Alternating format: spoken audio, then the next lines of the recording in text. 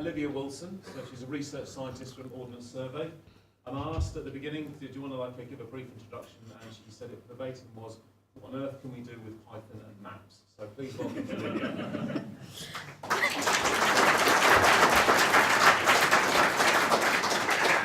Right, so I'm Olivia Wilson. I work in the research team at Ordnance Survey, and I'm going to talk about Python at Ordnance Survey, and I'm sorry for the pun. That is one of my colleagues. She's famous for her puns. So, we are known for a number of things. We know, most people know we make paper maps, they know we're old, and we know that our data is fairly good.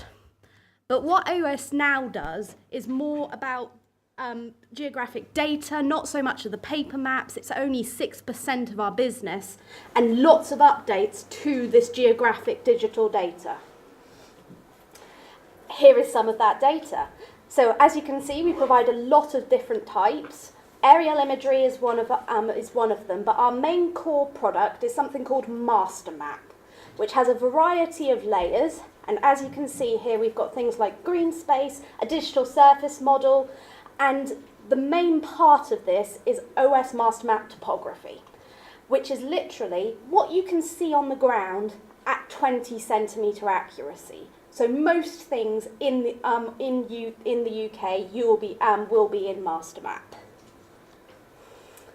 But I'm just going to go through a number of examples of how we have used Python at Ordnance Survey. So the way I came into using Python was through ArcGIS. Some of you may have heard of this. It's a geoprocessing framework. Basically, you can view all of your geographic data in it, but also you can do all sorts of different transforms on it to get more data out about it.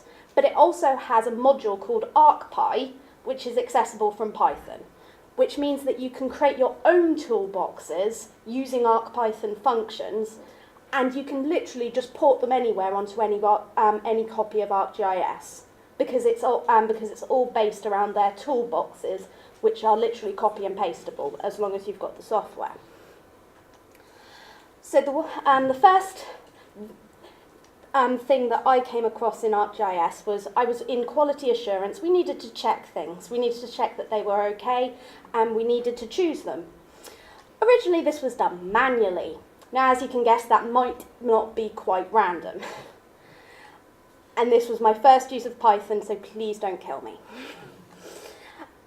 So what you can see here is a tile of OS MasterMap data, and I am on the right here. We've got a little dialog box which ArcPy uses provides for its toolboxes, where you can just specify the layer you want to do, the fraction of data that you want to choose, and the folder in which to output it into. So this then creates a SQL statement which you can then feed back into ArcGIS, as it's got a SQL statement editor, and choose unique different items in there by what we call topographic object ID, which is a unique ID that all items in our database have. And here you can see all of those selected. And ArcGIS has a nice function in which you can pan to each of the next area that you want to check, which was a lot faster than what we were doing before. To do this, you just create a Python script behind the scenes, which you then import into ArcGIS. But as you can see here, we're getting data in from the get parameters as text, which uses which is how we get all of the stuff from the dialog box. We're then feeding it into this function random. The main function that random uses is getAttributeAsArray, which works as a database cursor. So we have it iterating over all of the layers, all of the items in an array, so all of the different topographic areas, and then that is then passed to numpy.random.choice to be able to get a selection of whatever you want. And then I used a format strings to be able to then paste in all of those topographic IDs to go into a SQL statement, which is just a string. Another way that we are using Python is sign detection. So one of the big things at the moment is autonomous vehicles. It's a big challenge because we have to try and find things like road signs because they're temporary items. We can't just store them in a database. And this is using Opencv, and basically we're getting out some of these things. Now, as you can see, some of those are signs, some of them are not. I'm particularly fond of the bag of onions. However, about 60% of the actual things we get are actually signs, but we're not missing any, which is a very good thing. So this is using Opencv, which has a lot of computer vision stuff in it to try and get things out. The way that we do this would normally involve some thresholding based on the colours and the shapes that are within an image. But I can't show you the code for that. So I've got the coins data set from Scikit-Image, and basically I've gone and done a thresholding on it to provide something that we can have a look at the shapes within it. We then send this through to Opencv's find contours, which has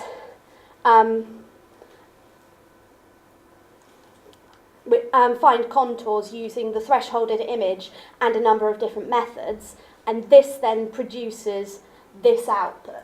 So what I've done there is just taken every single one of the contours that we found and plotted it on a blank image. So everything that you can see in this image, which is white, is a contour that we could then use to crop out whatever it was. And we can do, and then once we've got that, we can use the sign detection to then kind of classify it into the different kinds of things that that would come up on the road, like give way or 30 miles an hour. A different way of detecting things within images that we're particularly interested in is lamppost detection.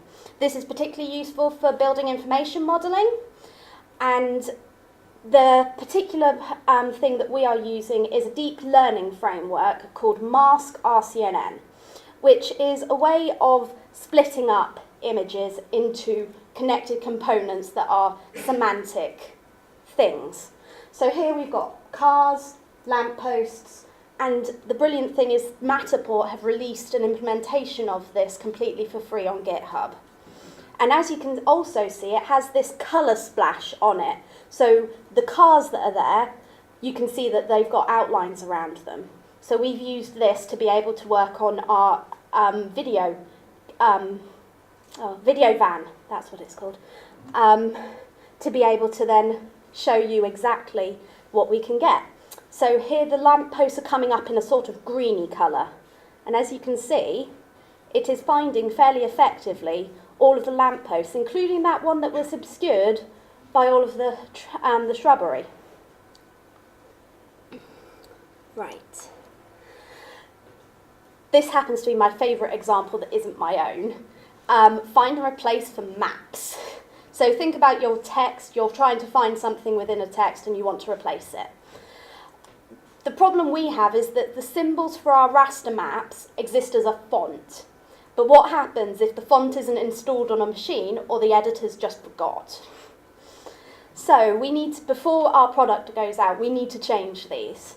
So this is using Opencv and scale invariant feature transform features to be able to find things in an image.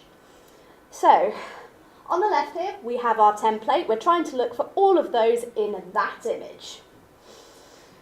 Now think how long that would take you to do it. This algorithm basically does it in that amount of time. And as you can see, we've also, if you're very observant, we've also got U's in this image as well, which also have to be updated.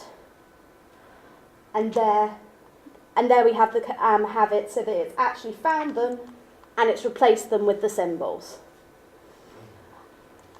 So the way this is done is using Opencv. So we read in our images and then we take them into a different feature space for colour. So some of you may be aware that colour can be written in an infinite number of spaces. We usually use red, green, blue. But hue saturation value is also a fairly used way of representing colour. And the brilliant thing about HSV is that you can lose barely any of the data from actually just using the one of those bands, reducing the extent of the data a huge amount, literally by 3.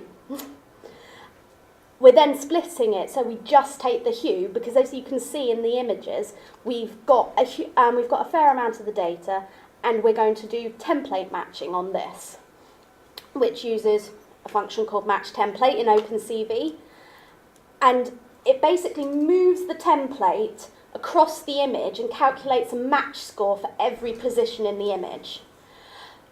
And so you can kind of see, or not, that is called an accumulator space of where it thinks that it's matched. But personally, I can't see a damn thing. Oh, excuse my language, sorry. So we use a user-defined threshold for basically most things that are above 0.6 tend to actually be a D or a U. If you wanted to actually make this fully automatic, it is possible with a little more coding. But at the moment, a manual threshold is just good enough. And this then places circles at all of the points where it thought there were D's and U's, and as you saw from the results, it replaces all of them fairly effectively. So those are all the projects that I know about that are going on within Ordnance Survey, but this is my project. So I've been working on deep learning of aerial imagery.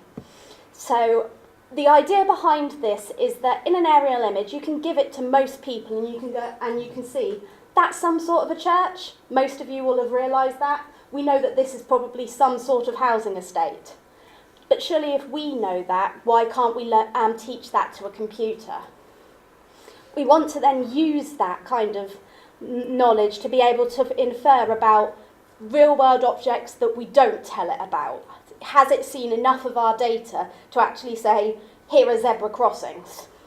And also discover new ways of describing the landscape that not necessarily humans could actually pick up. So the way we do this is we're taking small patches of data and sending it through a ResNet model, which is a type of machine learning that's fairly deep. We're creating features and then we're inferring about it and discovering about it. To do this, I created my own library. As you can see on the right, there's the architecture of it, hopefully fairly modular. It has 79 files, approximately 3,000 lines of code, and 1,200 lines of commenting, which we're pretty proud of. And the reason it's called Olivia is I'm Olivia and we work in artificial intelligence. That was one of my colleagues, because again, she came up with that. It's built on Python, and behind the scenes, it's got keras working on TensorFlow and a little bit of Rossum AI code, but I'll go on to explain that. Keras is the deep learning framework that we've decided to use. Why keras? Everybody uses it, pretty much, or at least they did when we started. But more seriously, it has multiple backends, so it's got CNTK and TensorFlow and Theano. It's easier than using raw TensorFlow. PyTorch wasn't really as big a thing when we started this project about 3 years ago. It barely had the functions that keras did, and it has infinitely better error handling than Neon. But to train our model that we're trying to get out, all I have to do is use these 2-ish lines of code. I create a generator for my data, giving it the folder and how many batches I want to send into my GPU, and then I train it using some parameters that you may not understand, but I'll explain a couple. Architecture is whether it's ResNet or AlexNet or what kind of deep learning framework you're using. The method is about the method of parallelization. Yes, I can run it in 2 lines of code, but actually what goes on behind that? We've got this function called precompile, which does the bulk of the work. So we're creating a model, it then parallelizes it and gives me the parallel and the serial model back. We then also use a fair number of callbacks, which are really useful because you can save each epoch of your deep learning out as you go, but also provides accuracy statements as you go along. And then we're fitting it and creating all of those parameters to fit it. Train on Gen then takes that pre-compile, compiles it, and then fits the generator to it. And that's basically all the code I have for actually training. One of the more interesting things that I've come across in terms of the library that I've been doing is using parallelization. It can't be understated how hard it is. It uses all sorts of different things like data versus model parallelization. Most people use data parallelization, which is you put the same model onto your distributed workers. You take different sections of data and then you pull all the results. But there is also model parallelism, which a lot of people don't use unless you're using a giant network. But it's becoming more prevalent to actually use bigger and bigger networks. But what actually happens when you parallelize it? So you create your serial model on your CPU so you don't mess up your memory on your GPU. Pass it to make parallel, which is this amazing function that Rossum AI provide, using keras multi-GPU, which has a number of different parallelization methods. So we're looking at, so they've got the keras one that's inbuilt, but a load of other ones which tend to work better for me, funnily enough. I think it's to do with how your data is, what kind of data you're using to be able to do this, that depends on what the parallel method works best. That function then distributes it onto your GPUs, and when fitting the batch data, 128, it's divided between the GPUs and provides 32 on each. And on the batch end, it comes back with different weights and updates them centrally, usually either by concatenation or averaging, which is quite nice. So in terms of our results, it's a bit mediocre at the moment. As you can see here, we're only getting 67% accuracy on the classes we trained with. But it's also quite noisy. So these are all the different epochs that we've trained over. But it is getting better.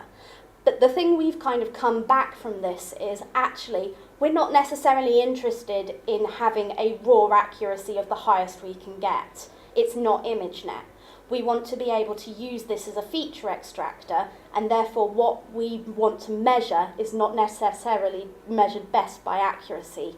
In fact, we've just come out of a hack week where we were able to train it on roof material type as of transfer learning, and that came back with 94% accuracy.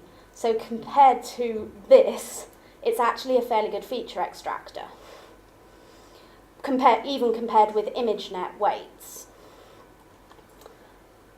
And finally, one other tool that I found that I thought other people might like to know about is that there's this thing called Quiver, which is a visualization tool for activations within your deep learning network. So it can be found at the GitHub there, and it basically provides an input for, you put some data in, and it will send it through your network for you, tell you what it thinks it is, and also show you the activations at the same time, depending on the point of your network on the left there, which I really quite like, in terms of, you can see that it's getting all sorts of activations around here, but that node isn't really learning much. In terms of the next steps of where Ordnance Survey is going with Python, we're trying to do more inference on the trained models that we have. We're thinking about the discovering capabilities of those models, and we're also thinking about using the MaskR CNN code to be able to actually work on aerial imagery rather than just video bands. So, any questions? Well, first of all, let's thank Olivia.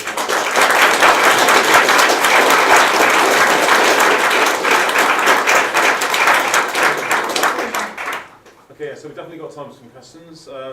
Yes, we've got one at the back. Have you got a loud voice? Yeah, I can speak up. Yeah, yeah.